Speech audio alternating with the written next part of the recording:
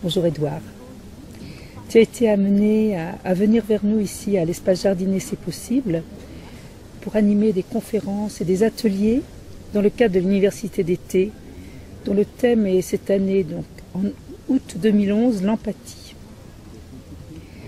Alors, cette université accueille des professionnels de l'accompagnement, des universitaires. Et toi, au-delà des conférences, qu'est-ce que tu aurais à cœur de partager maintenant avec nous de ce qui se passe pour toi ici? Alors, la première chose qui m'a touché dans la thématique quand on a parlé, c'est moins empathie, que je connais bien dans mon activité professionnelle, que les mentions d'intériorité et de présence au monde et d'être acteur dans le monde. J'ai été pendant 20 ans un professionnel de la santé et un formateur de professionnels de la santé. Et depuis près de 25 ans, je fais du conseil aux entreprises.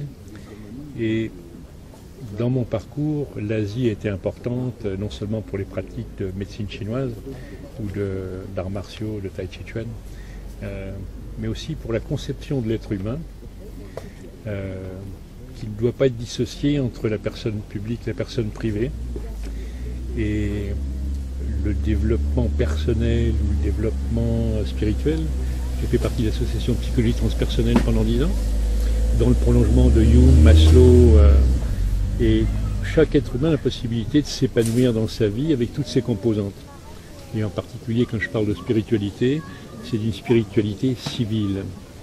Je ne suis pas porteur de croyances religieuses, j'ai beaucoup de respect pour les courants religieux historiques, mais mon observation, c'est que chaque être humain a un potentiel de transformation, de réalisation.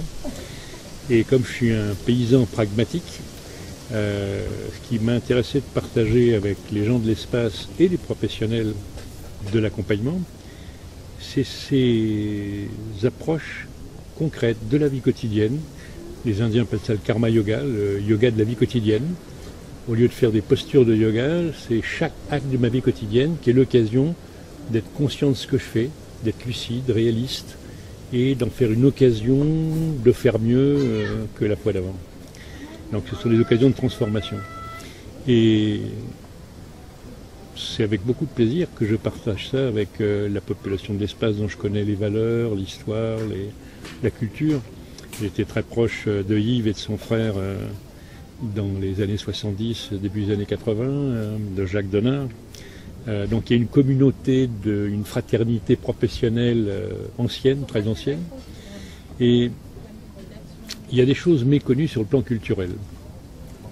Par exemple, l'intériorité, ça pourrait se résumer à être présent à soi-même. C'est un slogan qu'on trouve dans beaucoup de discours, qu'on trouve dans beaucoup de titres de livres. Mais qu'est-ce que ça veut dire? C'est d'abord un acte de perception. De quoi suis-je conscient? Qu'est-ce que je perçois? Moi qui viens du corps, la plupart des gens sont occupés par ce qu'ils voient, par ce qu'ils pensent, par ce qu'ils souhaitent, mais n'ont pas leur système perceptif qui capte tous les signaux du corps en permanence. Le schéma corporel, la conscience du geste, c'est pas enseigné dans les écoles. Je vais prendre l'exemple de la respiration qui me tient à cœur, parce que c'est un vecteur simple pour apprendre à être présent à soi-même. Chaque individu respire en moyenne 20 000 fois par jour. C'est gratuit et c'est automatique. Mais en fait, on sous-utilise notre respiration parce qu'on n'en est pas conscient. On mange 3 fois par jour, mais comme la respiration est gratuite, on ne fait pas attention. Bien des gens sont fatigués, dépressifs, parce qu'ils respirent mal, ou sont anxieux. Et donc, quand dans plusieurs courants d'Asie, on invite à être conscient de sa respiration pendant une méditation, pendant le yoga, pendant le tai chi chuan et qigong, c'est en fait pour entraîner l'esprit, qui est un animal rétif, à être plus docile, pour être disponible pour ce qui se passe ici et maintenant. Et donc la concentration, l'attention sans tension, si on la pose sur la respiration pour la rendre consciente, l'organisme se met à vivre mieux. Médicalement, si je suis sous stress préoccupé, soucieux, anxieux, le diamètre de mes artères diminue. C'est une réponse biologique. Si je suis paisible, serein, le diamètre de mes artères augmente. Les gens détendus ont les mains chaudes, même l'hiver, et les gens stressés ou anxieux ont les mains froides, même l'été. Et donc, le premier bénéfice de l'attention à sa respiration, c'est de mieux se porter, c'est d'avoir plus d'énergie. Si on travaille, on va travailler moins en force, on va pas avoir de pépins de santé, parce qu'on va être plus attentif à ce qu'on fait. Si je jardine ou si je fais du terrassement dans mon jardin, dans ma maison, je vais moins me blesser si je suis attentif à ma posture, à mon geste, à ma respiration. Et ça n'est que la toute première étape. Après, comment je peux devenir conscient de mon corps tout entier, conscient des sentiments qui m'habitent, conscient des pensées qui me traversent. Je suis mes pensées, mes sentiments, mes sensations, mais je suis aussi la conscience que j'ai de mes pensées, de mes sentiments, de mes sensations. Ça m'aide comme acteur dans le monde, quand je suis dans la vie professionnelle, à être lucide sur quel jeu je suis en train de jouer en tant qu'acteur, quelle stratégie, comment je me comporte. Est-ce que je suis au maximum ou est-ce que j'ai la tête à l'envers, je suis distrait, je suis obsédé par un truc. Et c'est cette qualité de conscience en train de faire qui permet de progresser en permanence, d'être en même temps acteur et spectateur de soi-même. Ce n'est pas une dissociation schizophrénique ou schizoïde, c'est cette attention et ce détachement de « je vis ma vie, mais je me regarde la vivre parce que la vie est plus vaste que l'action que je mène ». Et du coup, chaque geste de la vie quotidienne est enrichissant. Quand j'enseignais le Tai Chi Chuan, on répète le même mouvement des centaines et des milliers de fois au fil des mois et des années. Et chaque répétition, c'est comme si c'était une création et que c'était la première fois. Si je prends l'exemple de faire l'amour, est-ce que c'est une routine ou est-ce que c'est une rencontre merveilleuse à chaque fois? Tout dépend de l'attention qu'on y porte. C'est vrai pour un massage, puisqu'on fait beaucoup de massages à l'espace. Si celui qui masse ritualise l'espace, se concentre et est dans l'attention à ce qu'il fait, l'énergie qui circule dans son corps est bien plus puissante. Si celui qui reçoit le massage est dans l'attention, sans jugement, en disant « oh là là, il n'est pas bon, il me fait n'importe quoi », au lieu d'être dans le jugement, il accueille ce que l'autre est capable de lui donner, même si c'est un amateur, il va profiter beaucoup plus de cette tranquillisation, de ce partage, de manière magnifique. Pour avoir formé des professionnels, c'est pas si simple de faire comprendre ça à des professionnels qui apprennent des techniques.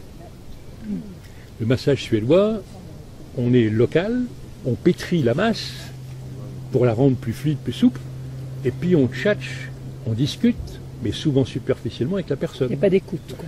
On n'est pas dans une perception globale de soi et de l'autre, on n'est pas dans une connexion entre deux êtres humains. En communication, si je suis dans une écoute active, mais que je me considère comme différent, parce que moi je suis le thérapeute et l'autre le malade, il n'y aura pas de connexion. Or, les professionnels, les psychothérapeutes les plus anciens, les plus seniors, ont dit à plusieurs reprises, ce qui est thérapeutique, c'est la relation. C'est la présence bienveillante, la disponibilité à la rencontre qui fait que quelqu'un peut se reconnecter avec lui-même, même si c'est son histoire douloureuse, et grâce à la relation, ouvrir le jeu, avoir de l'espoir en imaginant autre chose, et prendre de la distance même avec le tragique. Un des psychiatres qui m'a formé, Claudio Naranjo, disait il y a des cicatrices irréversibles. Et même si on a des épisodes douloureux, on peut continuer à vivre de manière riche et intense par d'autres aspects de l'existence si on ne répète pas le scénario. Et donc cette façon d'être neuf et créatif à chaque instant. C'est comme un musicien, un pianiste qui donne un concert. Il a joué 500 fois un morceau de musique, mais pour chaque nouveau public, il sera totalement présent et il va le jouer avec toute son âme pour inspirer et pour émouvoir son public. Donc de l'intériorité à l'environnement en fait. Eh bien, il n'y a pas un moment pour s'intérioriser et un moment pour être dans le feu de l'action. Bien sûr qu'il y a des moments de recueil, de repli, de retrait pour se recentrer, se ressourcer. C'est le principe des vacances. Mais ce que j'ai appris en Asie, c'est me mettre en vacances au singulier. pendant quelques minutes, être vraiment à l'écoute de moi-même, sans préoccupation extérieure. Et ce que j'ai trouvé intéressant, que je partage même avec mes clients managers dans les entreprises, quand je fais de l'accompagnement du changement et que j'invite les gens à communiquer ou à faire des écoutes actives, il y a un temps de centrage pour qu'ils soient disponibles pour l'autre, pour suspendre le jugement, enlever les stéréotypes dans la tête, et être vraiment disponible pour la rencontre avec l'être humain qui est là, quelle que soit sa fonction, son âge, son bagage. Et c'est parce que la relation s'installe dans la vie quotidienne au travail que les gens se respectent, se sentent bien, peuvent communiquer, peuvent se confronter de manière constructive, ou que l'opérateur qui est en train de faire un geste technique dans l'usine va pouvoir le faire très bien, sans se blesser, parce qu'il est très concentré. Alors justement, par rapport à l'opérateur en usine, oui. Tu parles de la respiration, mais je suppose que la conscience de chaque articulation pourrait être aussi un facilitateur de détente et de récupération. Alors, je vais parler de conscience globale du geste pour être dans l'économie du geste. Là, c'est des choses très simples qui peuvent vraiment servir à tout le monde. Le tonus musculaire renseigne sur l'état d'esprit. Si je suis stressé, soucieux, mes tensions musculaires augmentent. Dans la vie moderne en Occident, on oublie son corps et on est focalisé par le résultat. Si je pratique cette conscience de soi au niveau basique, conscience du corps, conscience de l'état de mes muscles, et que je me relâche, mon geste va être plus précis et plus économique. Donc c'est l'idée de l'énergie minimum. La stratégie, c'est l'art d'atteindre un objectif avec le minimum de dépenses et le maximum de retour sur investissement. Si je suis détendu, concentré, mon geste va être économique, pas fatigant, très efficace. C'est comme dans les arts martiaux, quand on pratique le judo ou l'aïkido. Mais je peux travailler comme ça. Donc tu proposes une série d'exercices. Alors je travaille avec des kinés qui font de la prévention du stress et des troubles musculo-squelettiques en usine. D'accord. Toute ma vie, j'ai appris aux gens à être dans cette attention à soi-même, dans cette tranquillité détente. Et une autre manière de le dire qui semble paradoxale, l'attention, c'est l'esprit très aiguisé, l'attention et la vigilance maximum, et le corps détendu. Ça a des conséquences importantes. À chaque instant, il faut pouvoir analyser une situation, déterminer une stratégie pour agir, se fixer des objectifs et choisir comment faire. Et de temps en temps, il y a des revirements, il faut s'adapter. Il y a des changements qu'on n'avait pas prévus. Et ce travail peut être beaucoup plus rapide si on est vigilant, attentif et qu'on est en façon de capter la situation, capter les jeux d'acteurs autour de soi et faire des choix, faire le bon choix. En Asie, on dit l'attitude juste, quand quelqu'un est centré, entraîne la pensée juste, le sentiment juste, l'action juste. Mais c'est pas simple d'être en permanence à l'écoute des pensées qui me traversent, des sentiments qui m'habitent, des sensations qui sont là, sans perdre le contact avec l'extérieur. Je ne suis pas dans un cours de yoga, je suis dans la cour de l'usine, ou dans l'atelier, ou dans un bureau, ou en train de participer à une réunion comme participant, comme animateur. Est-ce que je peux maintenir ça dans la vie de tous les jours? C'est possible. Un conseil que je donne à plein de managers, c'est, à défaut de faire de la relaxation de temps en temps avec un pro, observez votre respiration comme marcher dans les couloirs, entre le parking et le bureau.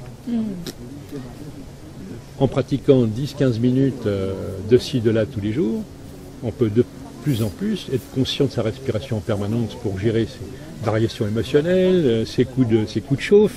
Il faudra un gong dans tous les couloirs alors? Non.